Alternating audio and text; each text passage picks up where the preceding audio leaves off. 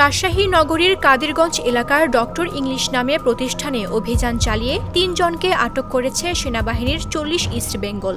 এ সময় অস্ত্র ও বিস্ফোরক তৈরির সরঞ্জাম উদ্ধার করা হয়।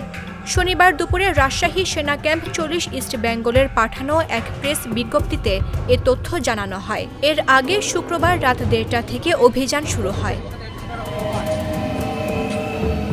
প্রেস বিজ্ঞপ্তিতে বলা হয়, রাজশাহীর বোয়ালিয়া থানাধীন দড়িখরবোনা এলাকায় ৪০ ইস্ট বেঙ্গলের একটি বিশেষ অভিযান পরিচালিত হয়।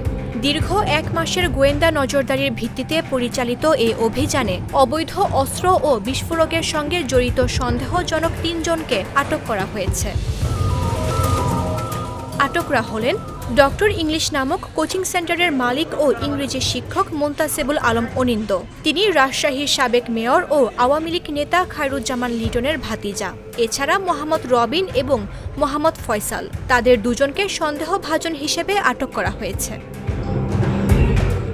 অভিযানে ৩টি আগ্নেয়াস্ত্র ও গুলি, সামরিক মানের দূরবীন ও স্নাইপার স্কোপ, ৬টি দেশীয় অস্ত্র, বিদেশি ৭টি ধারালো ডেগার, ৫টি উন্নত মানের ওয়াকি টকি সেট, একটি সামরিক মানের জিপিএস, একটি টিজার গান, বিভিন্ন দেশি বিদেশি কার্ট্রিজ, বিপুল সংখ্যক অব্যবহৃত সিম কার্ড, বিস্ফোরক বোমা বানানোর সরঞ্জামাদি, ৬টি কম্পিউটার সেট, নগদ ৭,৪৪৫ টাকা, বিভিন্ন দেশি বিদেশি মদ ও ১১টি নাইট্রোজেন কার্ট্রিজ, যেগুলো বিস্ফোরণের কাজে ব্যবহৃত তাজা সামগ্রী হওয়ায় বোম্ব ডিসপোজাল ইউনিট দ্বারা নিষ্ক্রিয় করা হয়েছে।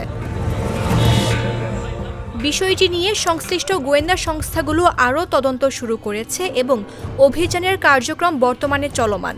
অবৈধ অস্ত্র, বিস্ফোরক কিংবা সন্ত্রাসী কার্যকলাপের বিরুদ্ধে ভবিষ্যতেও সেনাবাহিনীর কঠোর ব্যবস্থা গ্রহণ অব্যাহত থাকবে বলেও জানানো হয়।